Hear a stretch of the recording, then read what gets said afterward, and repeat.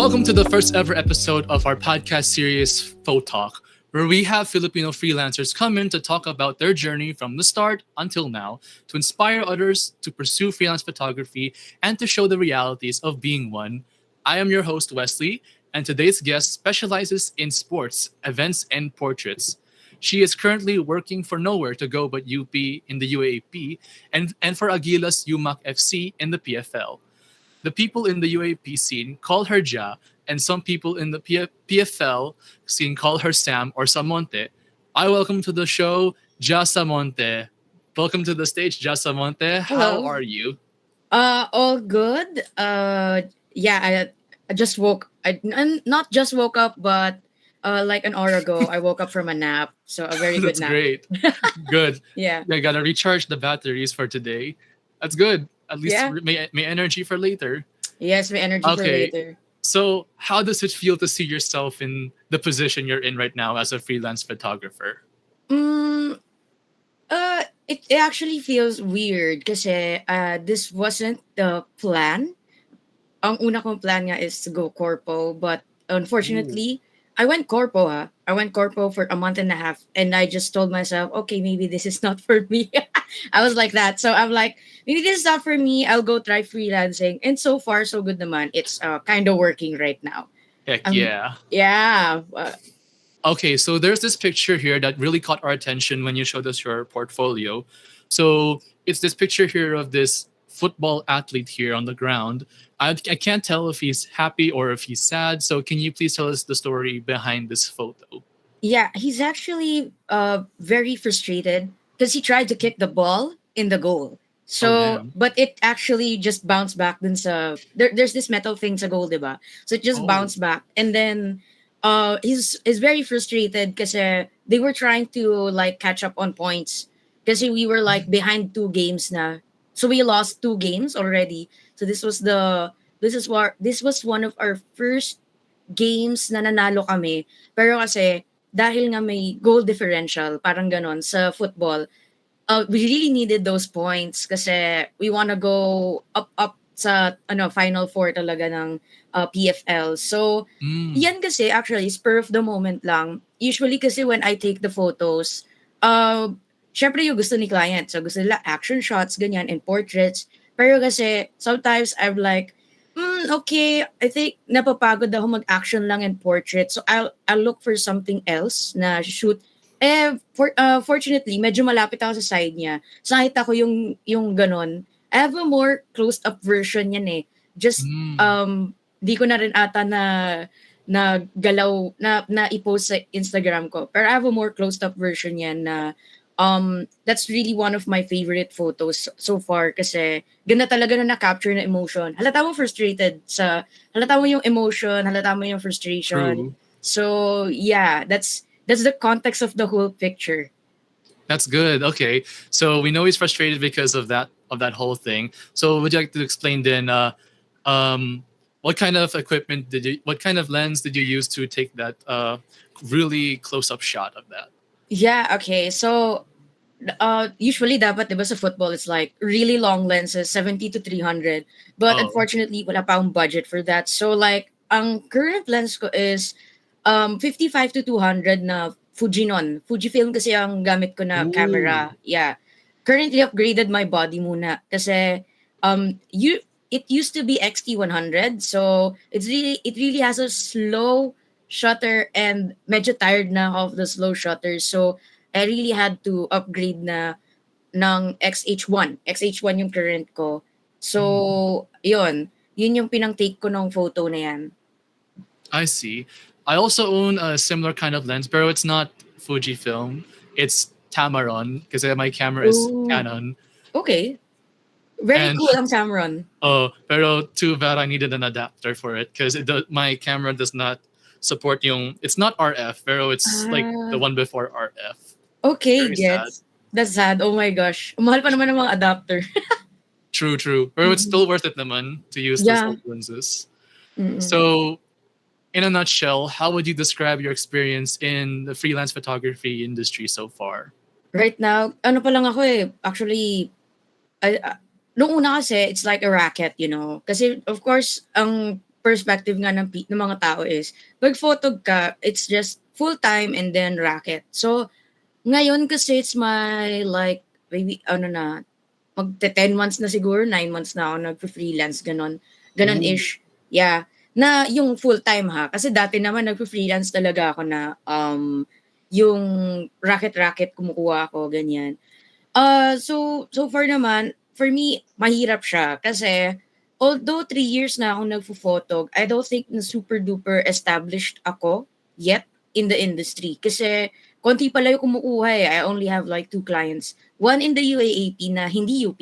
Kasi si UP ko is semi-voluntary siya kasi ano naman eh, nare-reimburse naman yung transpo, yung food ko, ganyan.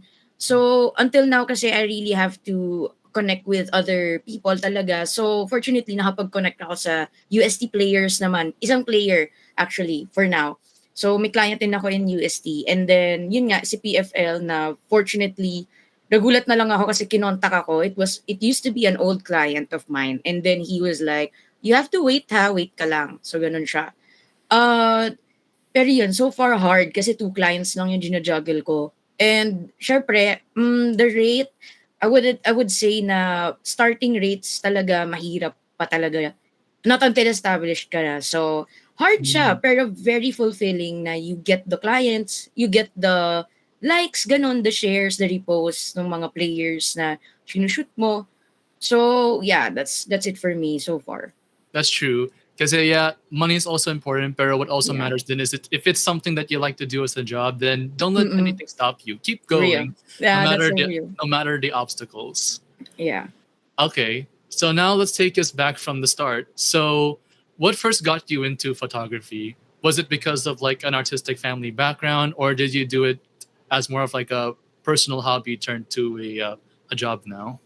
Yeah, it was more of a personal hobby. I started no senior high. So parang mobile, syempre. Because I was Mhm. asking my dad for a camera and then he was like, di mo naman gagamitin yan. Well, I mean, look at me now. I'm using a camera You from proved my, them wrong. I proved them wrong, yeah. So, ngayon, yeah, from mobile to a camera. Pero kasi nag-join din ako ng org, so mas nahasa yung composition, editing, and other stuff like that. Especially yung technical aspects sa camera. Even sa phone, meron din eh. And Mm. then, in editing-wise naman din, yeah, I had a lot of people like really criticize my edit. Dati meron pang from mismong UAAP na media.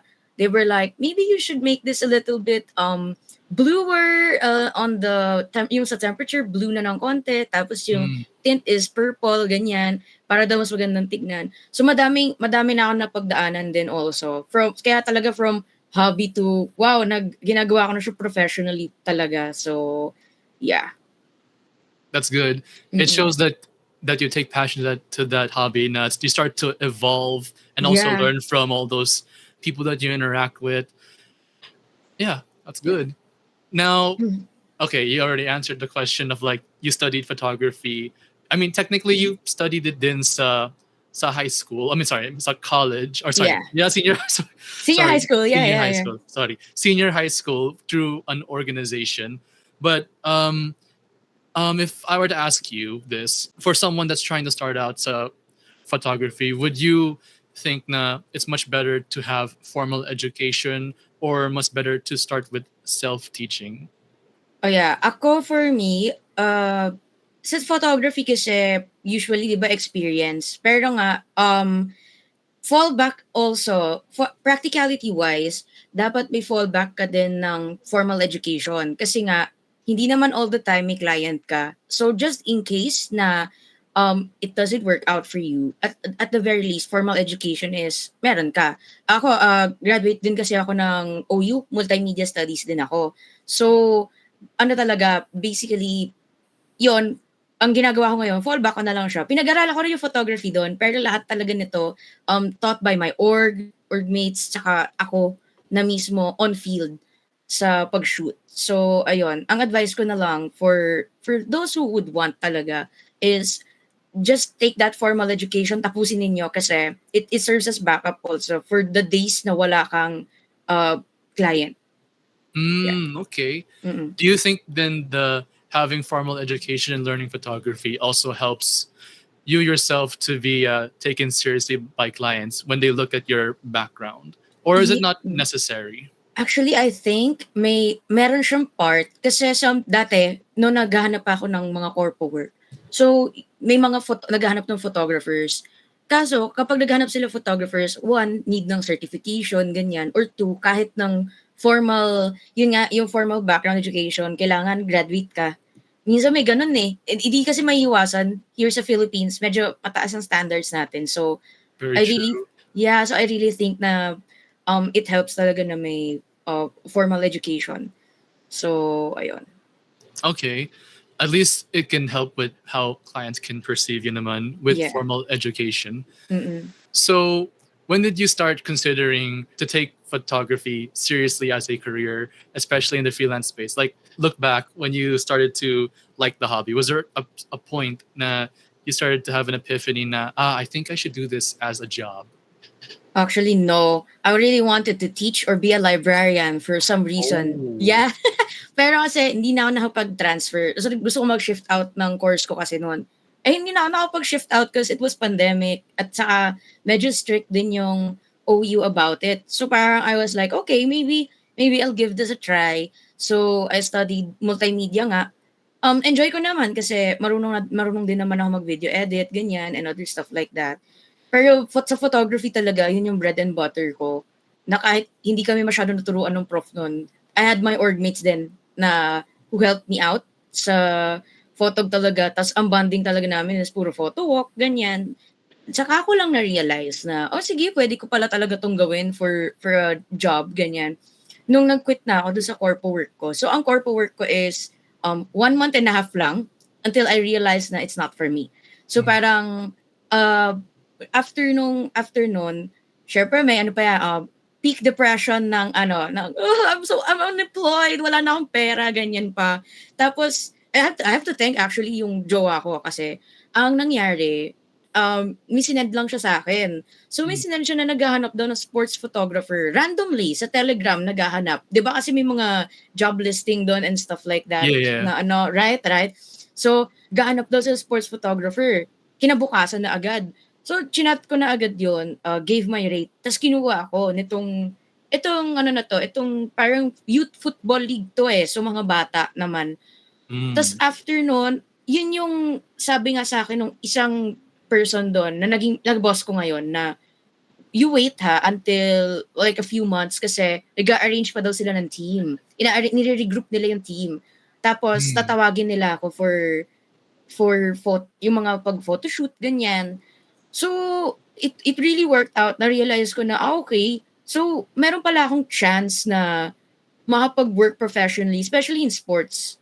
So, bread and butter ko kasi talaga ang sports. So, ayun, parang, it's really, yun yung big moment na, oh my God, pwede pala ako magtrabaho as a sports photographer. Ganun siya. Yay. Yeah. It's all thanks to your Joa. If it weren't for your Joa, you wouldn't probably be pursuing this type of thing that you would enjoy. Yeah. I can tell that this is your biggest passion of being a sports photographer. But do you ever want to not limit yourself to football? You also want to do like volleyball or basketball or any other sport that you're willing to do that you enjoy? Yeah, right now, yung isa kong client is basketball. So, pag wala mga football, I'm like resting. Puro basketball ako. Kasi of course, nandun din not gonna lie, nandun din yung clout. Yung sa basketball. Yeah, so it really helps a lot din kasi building a name for myself. Dati kasi puro UP ako. So, hindi na kasi dapat ganon. So, I'm really thankful din sa client ko na isa. Na na-discover niya kasi ako sa TikTok. I was doing like, you know what, I'll do some vlogs, ganyan. So, I was surprised na may nag-chat sa akin sa IG na, hi, dito ako kasi active. So, gusto daw niyang maging memorable ang UAAP niya. So, kinuha niya ako as photographer. Very thankful ako for that. So, enjoy ko na both basketball, football. Tapos next season, volleyball naman. Kasi, yeah, I mean, alam mo yun, parang try ko lang. Ganon. Pero ayoko ma-lock din kasi sa sports lang. So, dati, before ako actually nakuha ng sports, nag-conceptual din ako. Hindi ko pala nakwento yun. So na-repress ko siya for some reason kasi sorry, may nangyari kasi noon tapos I had to pay 5 digits. So, medyo panic mode ako noon. 5 digits? Yeah, Crazy. may nabangga kasi ako Oh na my God. nakapark. Yeah, tapos electronic vehicle. So like I really had to Ouch. I had to pay up. So parang sorry, na-repress ko siya ng konti. Pero I had this little project of mine after nung sports na yon. Parang ano siya, sa UP kasi, there's like, there are these people who were like, I want my photos taken before grad. So they want those sablay photos. It's not studio, it's more of conceptual portraits na around UP, Oh, ganon. Yeah. So I had that na sabi ko, sige, I'll try it again. Kasi from last year, I had 7.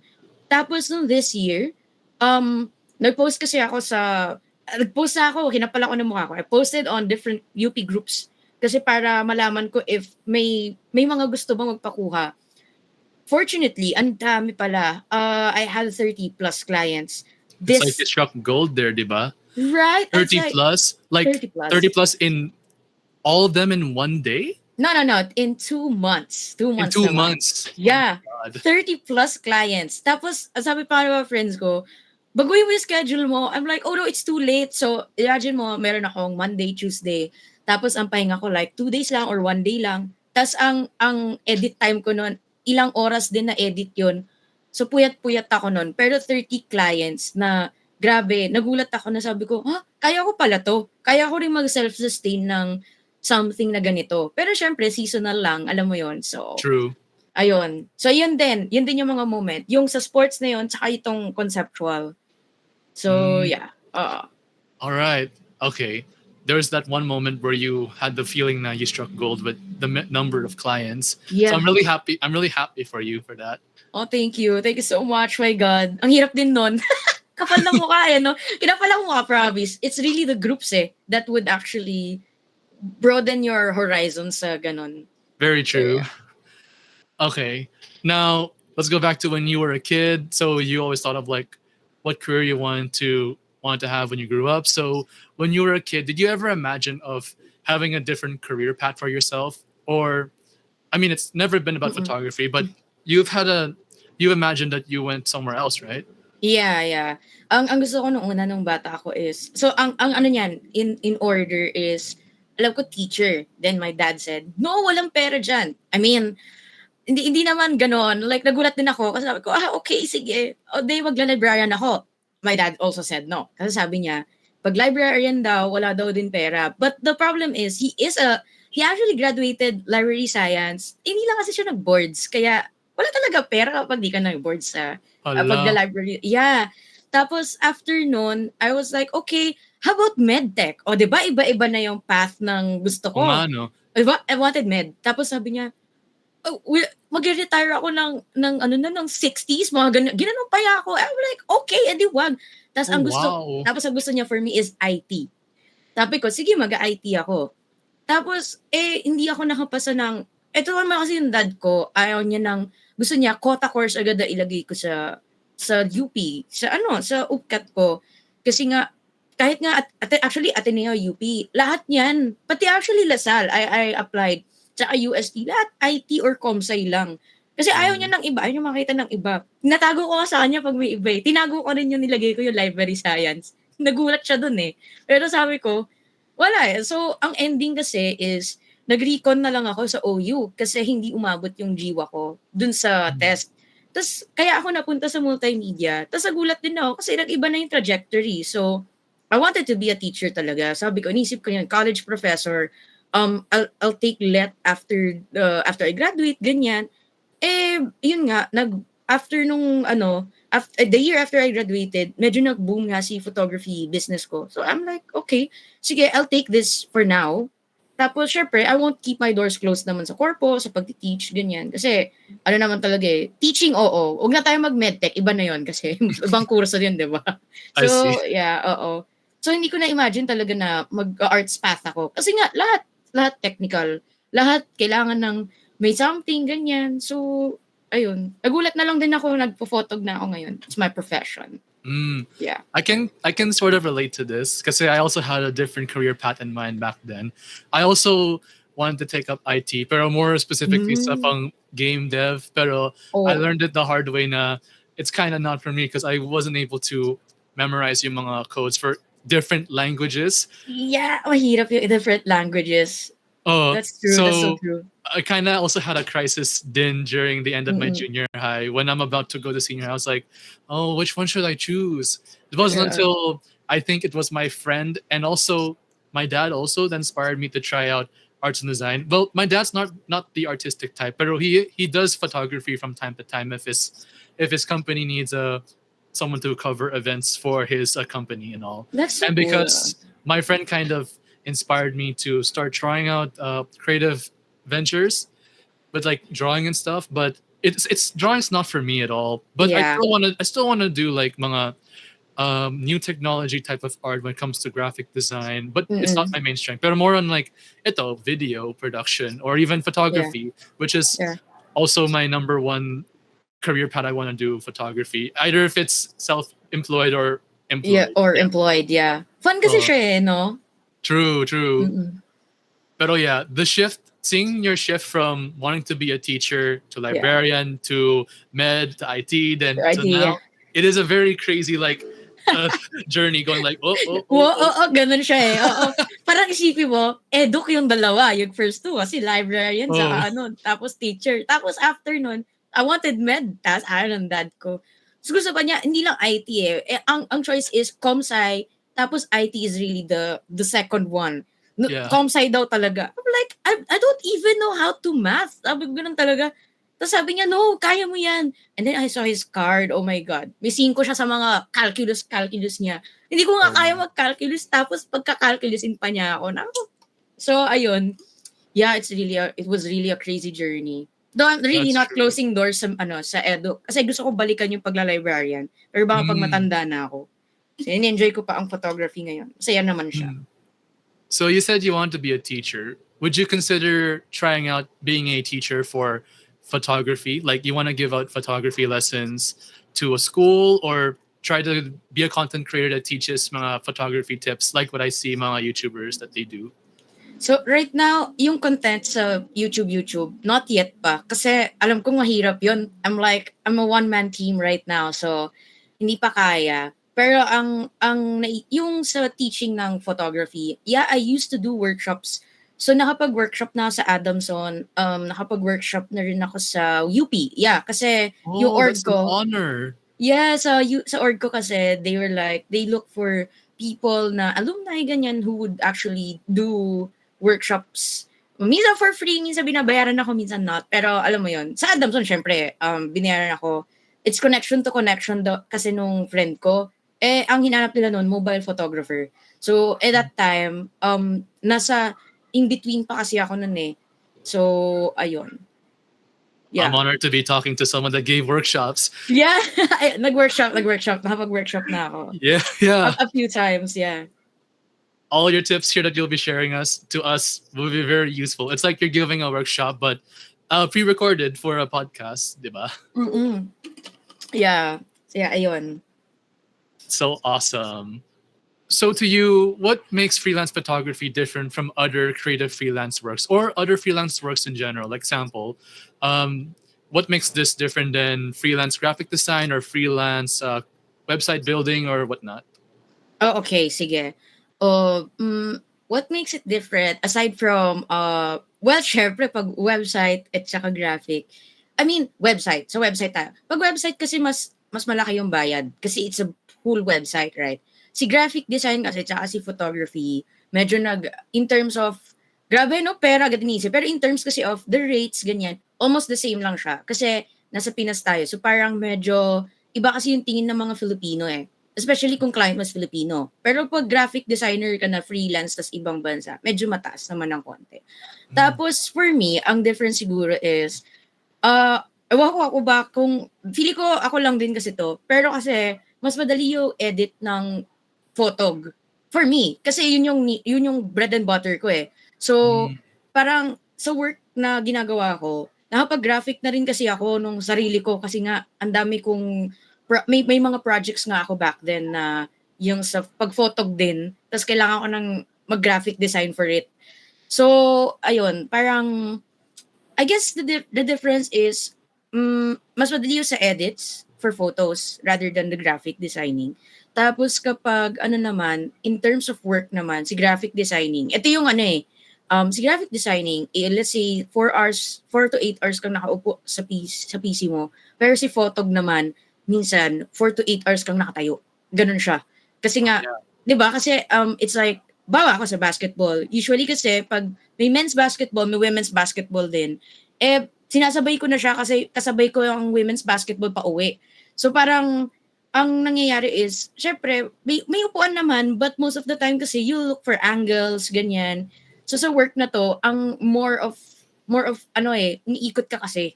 So parang siyang may physical labor din. Parang may exercise kumbaga. True. Dun I was sa gonna make ano, that comment na oo.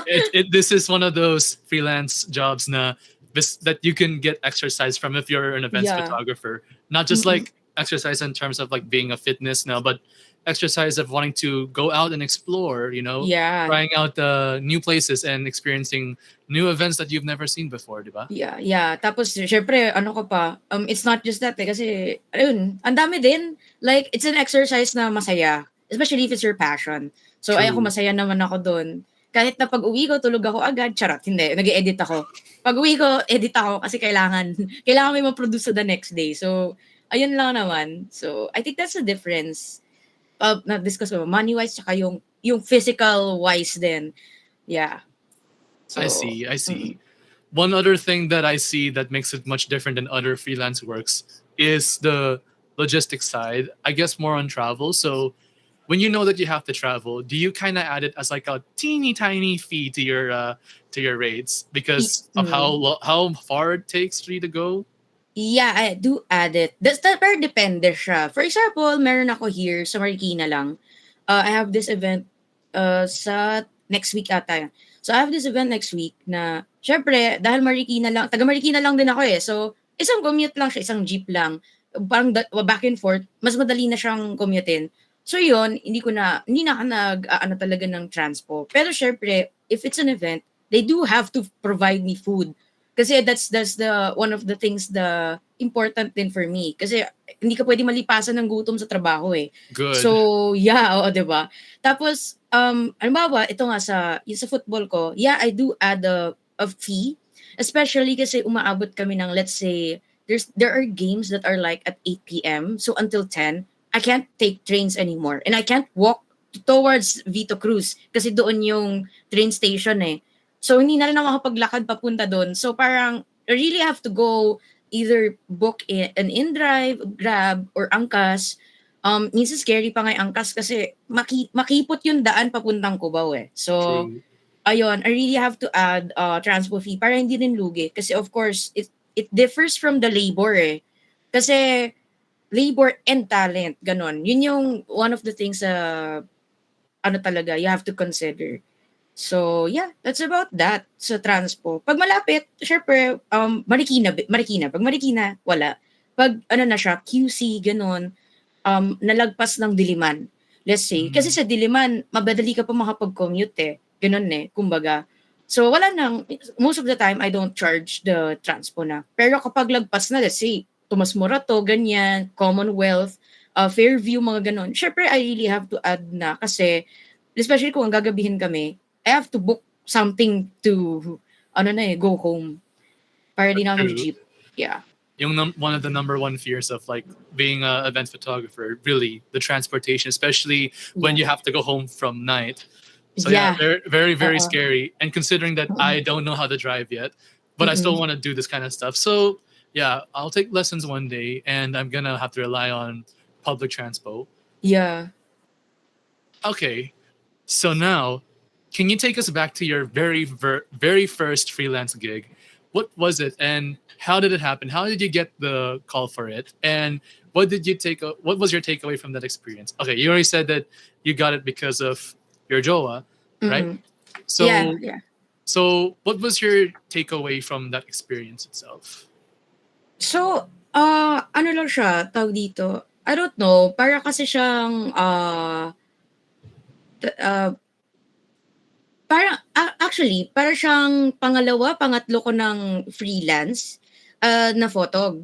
Ang pinaka-first ko talaga is yung christening sa Cavite pa yon. So, it was my tita. Pero yung ito kasi first ever full-time na freelance ako, ah, yun nga ba yung ano ko, first ko or yung isa? Kasi dalawa kasi siya after kong mag-quit ng job. Yung isa Mhm. is motorcade.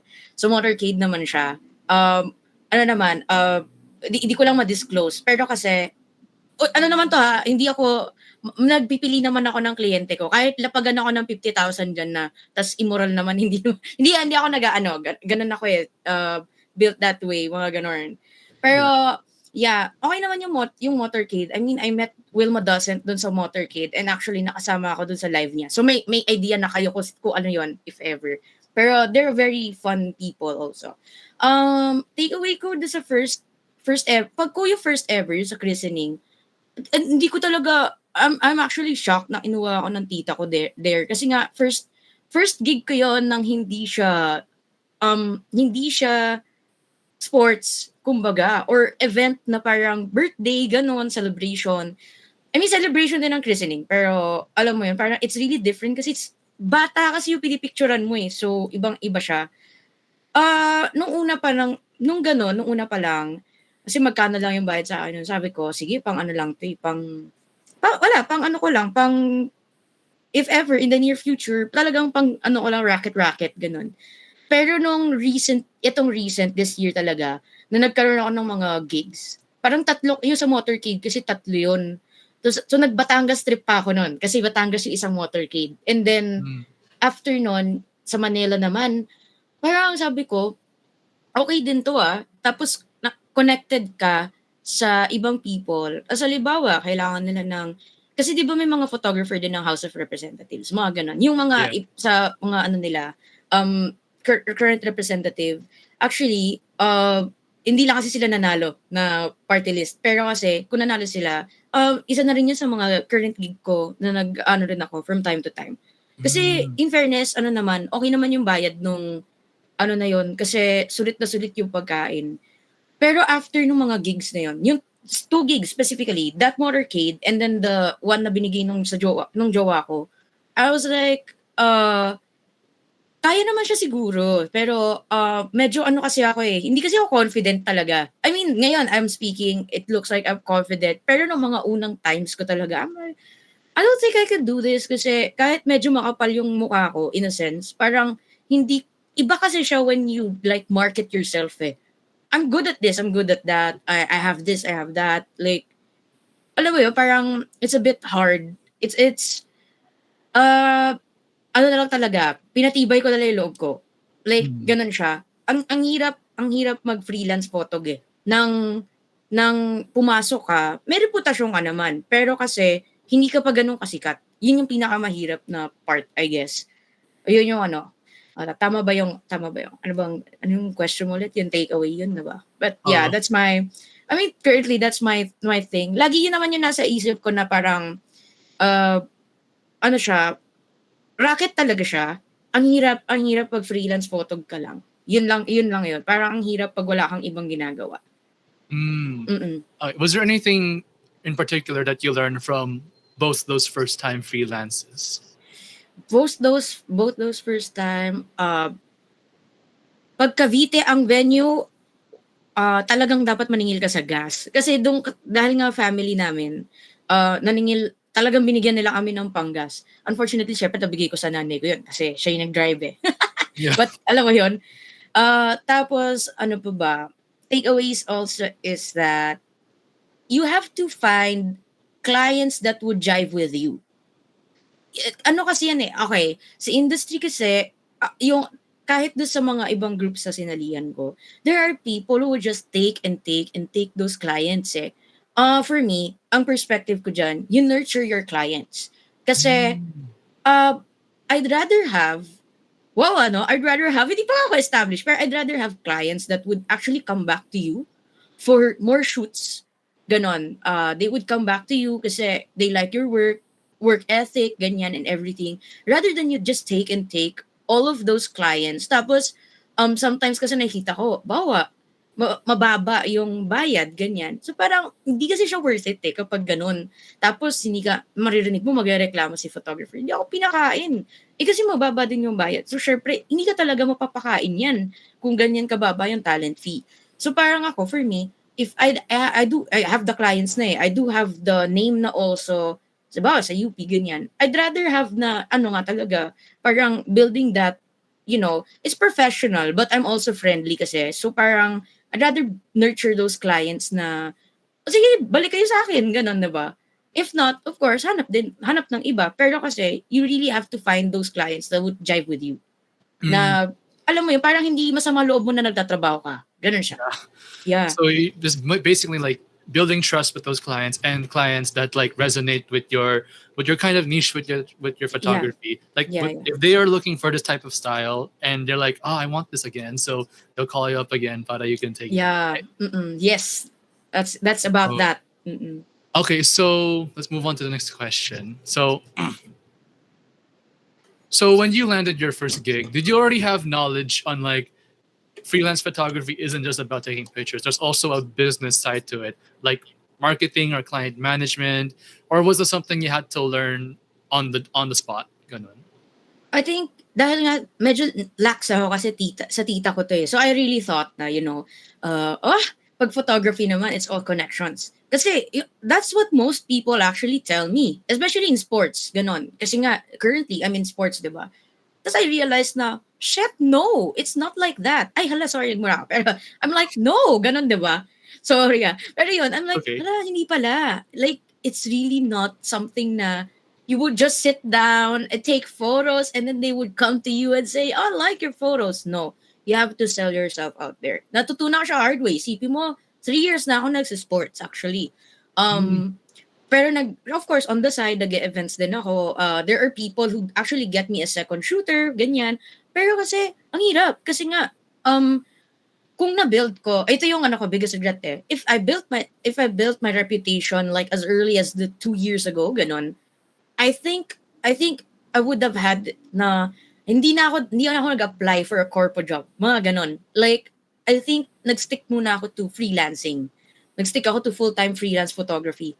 Parang ganon siya. Ngayon lang ako natuto eh. Actually, ngayon lang ako nag-vlog. Recently lang ako naggaganon. Like, around August lang ata. Kasi I realized that, okay, people don't just want your photos. They want to see how you do it. Ganon. Gusto nila also ng videos. Iba na rin ako kasi yung times ngayon. I'm like, okay, maybe I'm 25, I'm not that old, pero parang it feels like it. Kasi, yun nga. So, I had to learn the hard way. As I go siya, parang, I try to embrace TikTok, ganyan. Kasi I don't actually do TikTok that much, ha. Parang, dati, it's just there kasi I had this job that required me to do content. So, parang, I just look at it from time to time. Tapos, ngayon, I have to post na on my own. So, yun na yung ko talaga. Ginagawa ko rin. So, ayun. Ang hirap niya. Tapos, one-man team ka. So, sometimes, I really get burnt out. Hindi lang siya halata. Pero, sometimes, I'm like, I'm tired. Ganyan. Play games all day. Yun ang ko. Yun ang solusyon. So, yeah. All right. Nice. Did you ever have to work a second job while building your freelance career? Or if you have not, or do you know any other photographers who had to juggle multiple jobs to make it work? Actually, currently, meron akong other job. Like, yeah, yung morning, yung sinasabi ko, gumising ako ng morning. So, it's every week. Every 2 weeks. Kasi dalawa kaming nag-work on it. So, kasi yun eh, I took that job kasi I know na patapos na yung basketball. So, patapos na rin yung sa client ko. So, I need to take this job talaga kasi ang ending kasi is one client na lang ako until May. May kasi yung end ng contract ko dun sa team. So parang kailangan ko mag-take ng isa pang job. For me, lang naman ako eh. It's more of the security kasi of saving up and also giving back to my parents kasi alam mo yun, yeah, parang ganun siya. I really have to take another job kasi hindi pa ganun kataas yung rate ko. Like, I'm starting pa lang kasi ulit, ganun, kumbaga. I really have to take another job may mga kilala din ako who's trying to like, of course, not just photography, minsan video edit yung trabaho, ganun. Meron nga isa, nag-content creation na. So, actually, mas masaya yung trabaho niya na ganun kasi monetize na yung kanyang content, right? So, parang, Yeah. so, di ba? So, parang, ayun, parang, uh, really have to juggle 2 jobs for now kasi hindi pa ganun kalaki yung clientele, parang kumbaga. So, Mm. parang, yeah. Yeah, especially when economy is kind of rough. Yeah. Some people have to do what they have to do to Mm-mm. sustain for themselves and for their family. So if I were to ask you, what kind of second job would you recommend? Would it still also be in line with creative work like photography? Like example, you want to do video editing then or videography on the side? Okay. Or just any other job that's not creative would you suggest? Sa akin kasi, any kasi ako kasi I started freelancing na transcribe ako. So I was a transcriptionist back then. Tapos, well, ngayon kasi, well, yung mom ko na yung nagfo-full time na nagta-transcribe. So parang hands off na ako doon. So, I think I would suggest kung hindi naman sila someone na, let's say, nababurn out ng mabilis, mag-creative job sila. Kasi it's fun to explore other creative stuff eh. Kasi ako, personally, na nag-video edit ako, videography, parang, okay, I'll put down my camera for photography sa basketball. Especially sa basketball. Kasi ilang years na ako nag-shoot ng basketball and I'm like, wala bang bago? Ganun ako. So, nung nag-videography ako recently, I'm like, oh my God, it's so enlightening na parang nawala yung pagod. And then from time to time, I can shoot photos. Tapos mag-take din ako video highlights. Kasi nakakatuwa kapag sinishare ng players mismo. Natatouch ako actually. Kasi sinishare nila. So, ang suggestion ko for those who would want na mag-take ng isa pang job, if hindi nyo na-feel na burnt out, you want to explore, go take a job na would require the creative side. If you want to rest sa something na, kasi labor heavy ang work ng photography, videography in general. Labor work kasi yan. So kung pagod ka, mag-simple, let's say, yung ngayon ko kasi email job eh. So mga emails lang. So 2 hours lang ako nagtrabaho in the morning. Part-time lang siya. Take part-times. Okay, specifically part-time. Huwag kayo mag-full-time kasi kahit ako, nung naiisip ko na mag-take ng full-time, nag-hold back ako ng konti. Kasi parang hindi siya kaya. Nang hindi ako, I want to sleep naman. Parang ganun, diba? Di naman ako vampira. Di naman ako paniki. Kumbaga, parang I need to sleep. I need rest also. So, if magte-take ng job talaga, I say part-time lang. Part-time, tapos mag-full-time ka na freelancing. That's the, para hindi ka mapagod, kumbaga. You don't get tired. True. Mm-mm.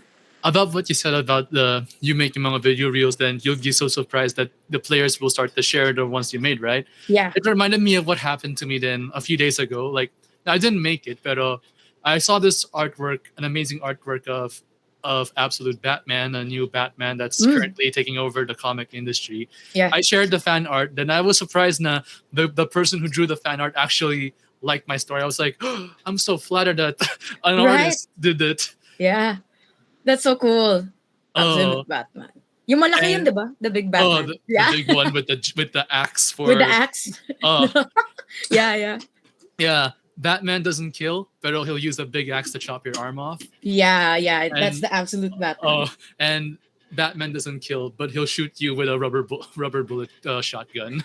That happened to when he first met Alfred, who was a mercenary. Yeah. Oh, okay. Kaya pala. Yeah, it's amazing how people can think about these kind of stories. Anna, so you said kanina about like sometimes you're getting tired of doing repetitive na it's just basketball over and over again. So like what would you say to people that they have to keep doing these repetitive kind of shoots? Would you encourage them to explore more, or if the repetitive shoots give you lots of money, would you tell them to stick to it? Actually, personally, mag-set lang sila ng day or days na magre-rest talaga sila. Kasi kaya din ako, two clients na. Sometimes tiring, of course. Pero kasi you do need the money, right?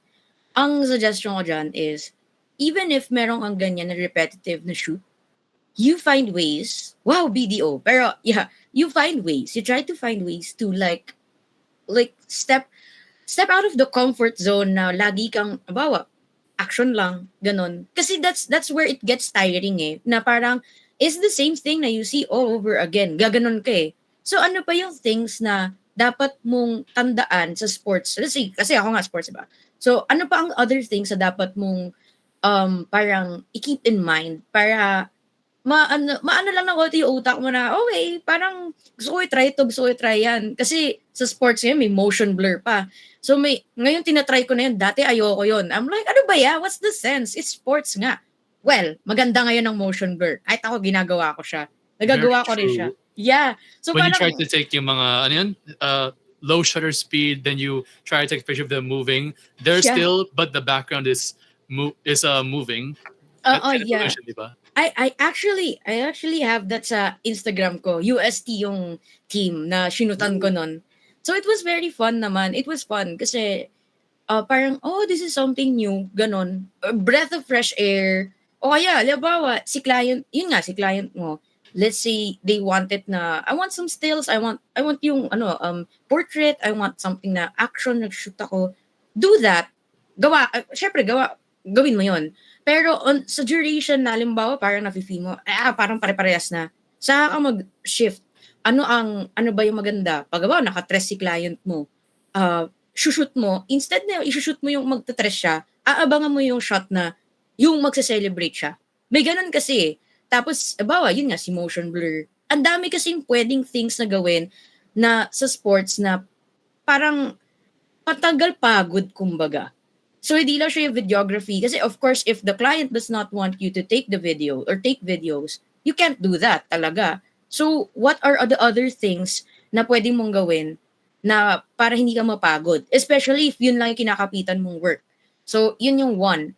Pero ako, ang suggestion ko din is if kukuha kayo talaga ng client, huwag masyadong madami kasi kailangan yung magpahinga. Creative juice kasi yung natatanggal, yung parang nababawasan sa'yo kapag ganyan. So, ayun lang ang suggestion ko. I mean, keep going, guys. Kasi, oh my God, in this economy, we cannot afford to stop working talaga.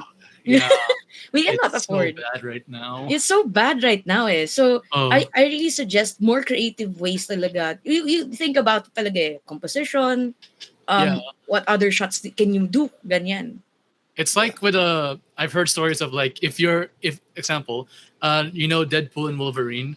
Yeah. So what I heard from Ryan Reynolds is na they were given a very high budget, but Ryan Reynolds was dismayed with the budget because he much prefer yung lower budget from his past movies as Deadpool because Ooh. it was able to help creatively with the film with a tighter budget. So it's like kind of like in photography na if it feels the same or if you're on a tight budget ganon with your gear, try to find creative things on how to make the shot more unique with just this Yeah. limited amount of equipment you have. Yeah.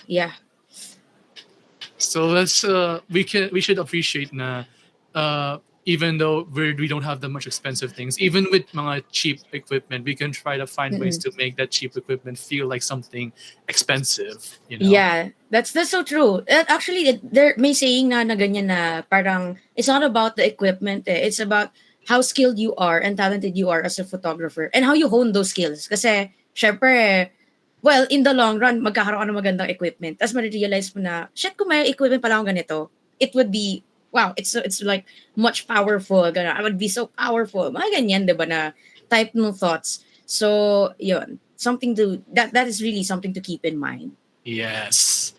Okay, so now let's go on to your style, your photography style, and the growth of that photography style of yours. So how would you describe your style and approach to photography today, both in events and in portraits? Style, sa events kasi rare na ako. Actually, very rare ako makakuha ng events kasi nga, iba-iba kasi ang iba-iba ang rate kasi ng Pinoy eh. So, iba kasi yung rate ko sa gusto nilang rate. So, parang very rare na ako makakuha. Pero kasi in events, I'm more for, I like it more kapag medyo candid ng konti.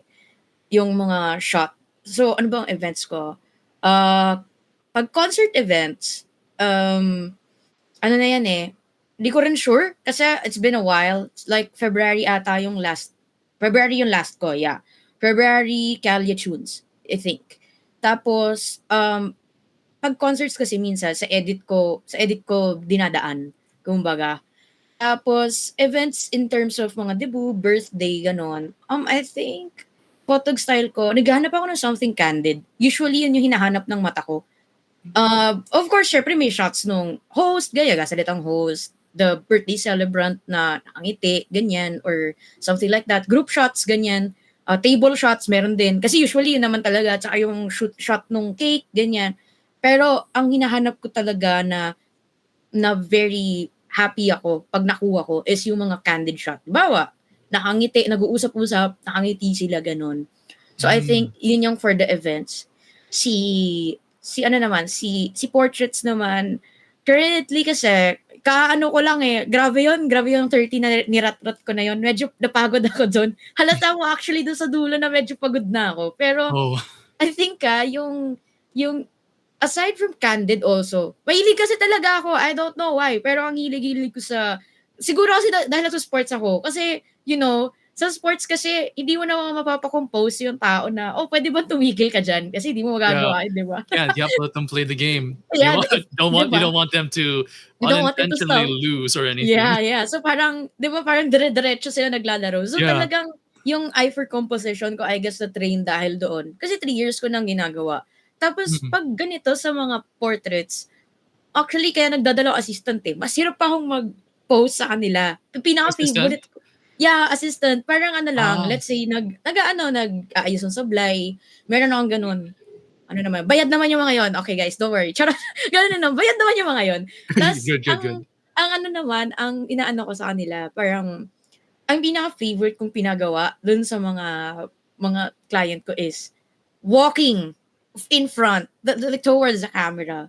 They were like, will we walk na ano, parang fake walk? No, no, don't do that. Kasi mas mahihirapan akong mag-edit ng ganun. So parang, yung pinapa-walk forward ko sila. Tapos ang maganda kasi dun is pag maaraw talaga. Meron akong isang shot dun na parang, ganda nung composition sa araw. Yung lighting mismo. You don't need the reflectors and everything Parang, yun na mismo is all good. Parang ganun.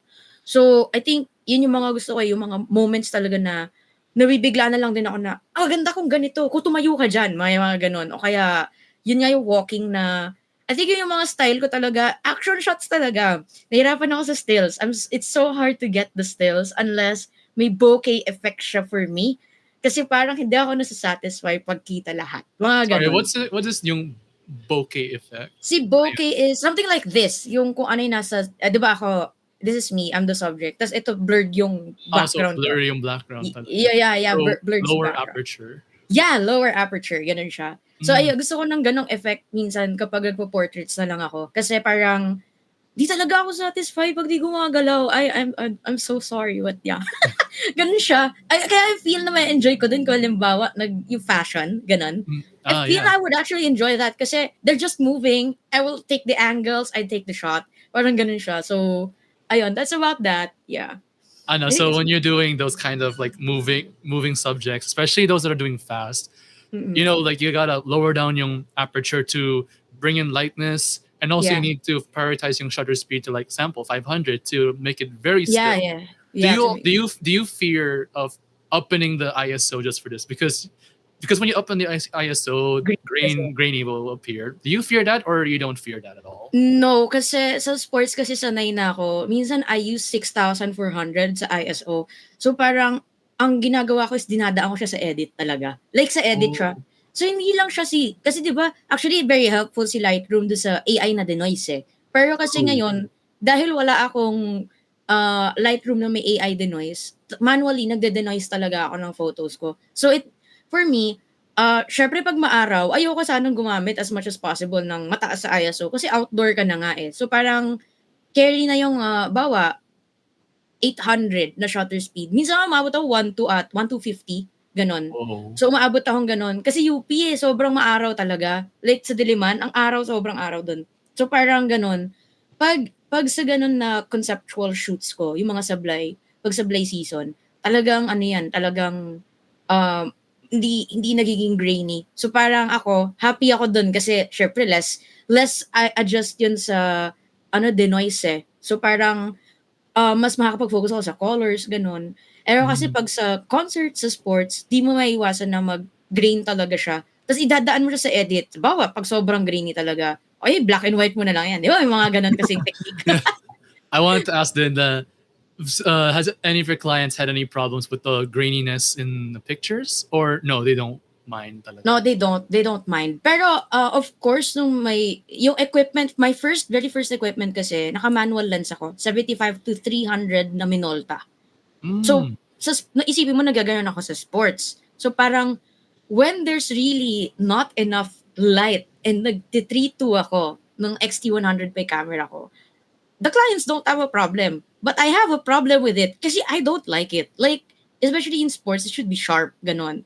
So, pag wag MOA talaga, pinupuntahan ko kung Mall of Asia, kung Phil Sports. Dati kasi ganun dun yung mga games eh. Kasi gaganda yung lighting dun. True. Pero Phil Oil, Araneta, even UST QPAB, I'm sorry UST, but oh my god, the lighting there is just really a no. Parang, it's so hard to edit those those photos. It's so grainy. I can't. The lights just aren't that strong enough there, no? It's not strong enough. Well, ngayon, okay na si QPAV, but in Araneta, but it's still not cutting it. I'm sorry. They're my least favorite places. Damn. Well, you have to do what you have to do, even with Yeah. the bad conditions. You gotta compromise with opening the ISO and lowering down the the Yeah, aperture. the aperture, yes. So So, yeah. has your style ever evolved over time, or has it stayed consistent ever since you started?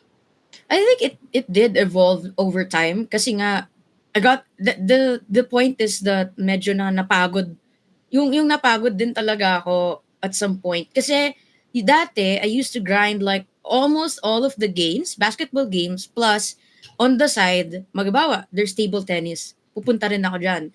Halimbawa, there's like ilang games ba 'yon? Dati kasi may track and field pa tsaka yung swimming. Pero kasi lahat ngayon nasa Clark, Pampanga na. So, hindi Oh. na rin ako nakakapunta talaga. Pero dati nung may mga ganun talaga, parang it's something new eh. So parang ganon. So, every time na may something new sa sport, you find a way to like, what makes this sport this kind of sport? Mga ganon. Ganon yung mga questions in mind.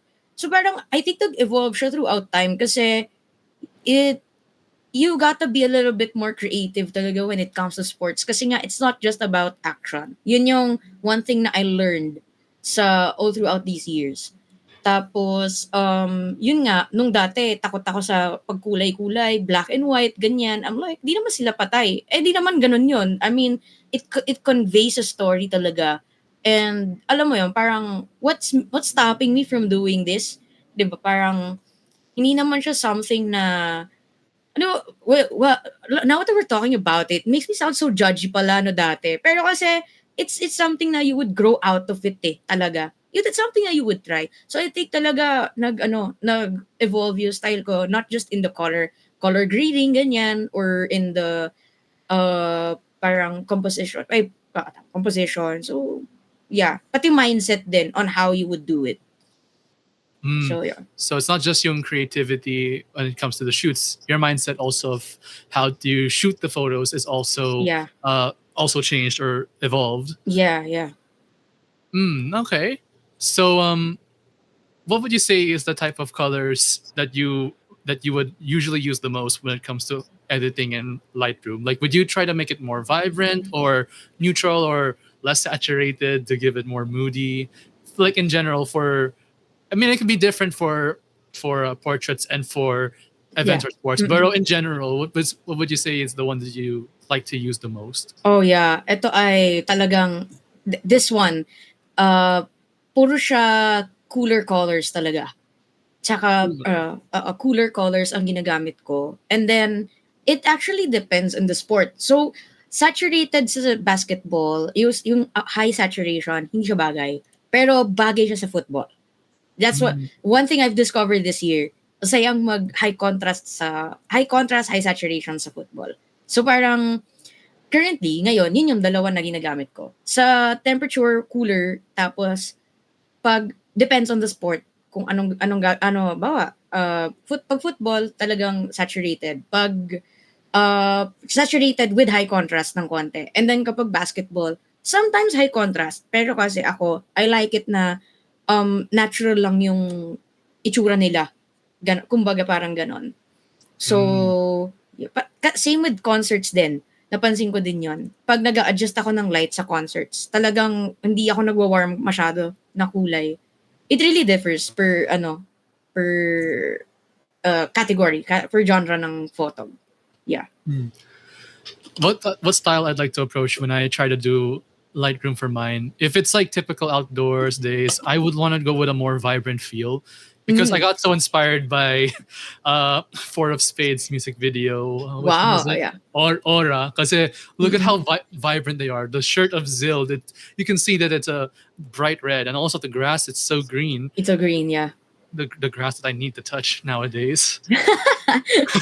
but Yeah. but I've been conflicted on what kind of colors I want to pursue when I have to do shoots. Because I also like parang moody na the moody feel of the colors, like less saturation, like a Zack Snyder movie where Yeah. he doesn't use like Joss Whedon versus Zack Snyder, where his color, where Joss Whedon is more colorful, while Yeah. Zack Snyder's is so not colorful. So I guess it just depends on the message you're trying to convey and if what the client wants. Yes. So don't use the vibrant colors when you're trying to shoot a portrait that is meant to be depressing. Yeah.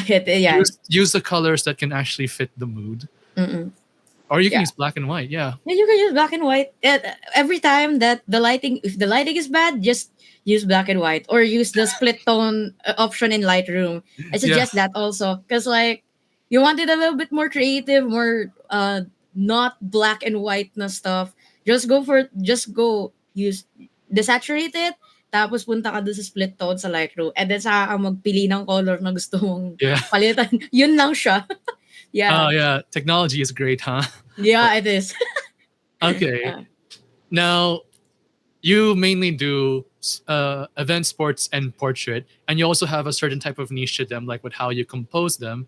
So, would you recommend to other photographers to just focus on one strength that they're in or one niche that they're into, or to try to be as diverse as they can in their work to find more opportunities? Diyan, I'm actually not super sure what the answer is. Pero kung ako, currently kasi tatlo na nga yung ginagawa ko. So, ano siya talagang, as a photographer, you really have to grow, kumbaga. Kasi mas maganda na marami kang tricks up your sleeve, kumbaga. Ganon.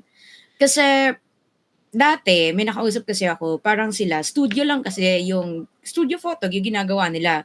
Hindi ko nila lang pero he wanted na one lang. Like one category, one niche lang nung photography, which is hard. Naisip ko na siya kasi especially if I'm gonna do this as a freelancer, wala naman akong pang studio pa. So parang medyo hard siyang gawin kasi parang imagine mo, what if walang client nun? It's, imbawa, sports ako, diba? Hindi na siya in season by, let's say, next year. Like, next year, ang June, July, August, wala na yan. 3 buwan kang tenga. So, ano yung next mong mga gagawin? So, definitely would look for another one. So, pag hindi ka talaga, kailangan mag-explore ka ng konti. There are people who would say, just stick with sports. Pero, there are some then that would say, sige, mag-explore ka. I think I would actually go for explore more. Kasi parang, what's stopping you from being more creative kumbaga? It's more fun to create, actually. There's no harm in just wanting to stick true to that one photography type that you are strong with. But you'll be known as that one guy that does this a lot. But you'll still be known for doing other things. But it's just a side thing. Yeah, diba? Oo. Parang okay din na known ka sa ganito, but also, yung kinukuha ka na ng iba na ganito ganyan. Word of mouth din kasi yan magugulat ka, you'd be surprised na may tatawag sa'yo, magko-contact sa'yo, ganyan na, hi, do you do this? Do you do that? Mga ganon. So, tama. Yeah. So, but it wouldn't feel like burnout or burdening na let's say you're successful and you're juggling lots of other types of photography types, and then you realize na, oh my god, I have so many. Maybe I should have just stuck to one. Would you ever? What's your stance on that kind of problem? Now you have so much to juggle. Now you're starting to lose track of yourself, your identity, and your workflow. Now you have so much types to do. Ako kasi, personally kung may gano'n na ako, bibigay ko na siya sa iba. Like, yung time na yun nga yung yung this year pala, yung sablay season, I had this one client, nagpapasingit talaga siya. And I'm like, I can't anymore. Kasi after my 3 clients, 4 clients na morning, I have to go to Antipolo pa to shoot a birthday party. Sabi kong ganun. So parang, I really cannot. Tapos, nagpapasingit ng the next day, which is graduation, I told her na I can't. Kasi wala na akong lunch break. I forgot to put lunch break in between my schedule eh. So parang, hindi na siya kaya. So, kung 7 na yon, wala na talaga. I cannot na, sabi ko. So binigay ko siya sa other friend ko para alam mo yun, it also helps eh na bawa yun kasi photographer din kasi yung I have a lot of photographer friends kasi dahil galing ako doon sa org ko. So parang yung mga ganun na parang may mga client nang kumokontak sa'yo, sobrang dawis, parang nawiwindang ka na. Talagang you have to be a little bit more selfless kumbaga. Tapos magbigay ka na rin doon sa iba kasi there are a lot of people who are like willing to help you out also. And then I'm like, okay, I'm willing to help you out if you're G, to help me out also in the near future. Parang ganun ako. So I really, yung mga client talagang binibigay na sa iba. Kasi parang, ang hirap mag-juggle ng ganyan. Tapos, ayun nga, syempre, di ko kaya kasi di naman ako yung photog firm, yung may studio, ganon. Wala pa eh.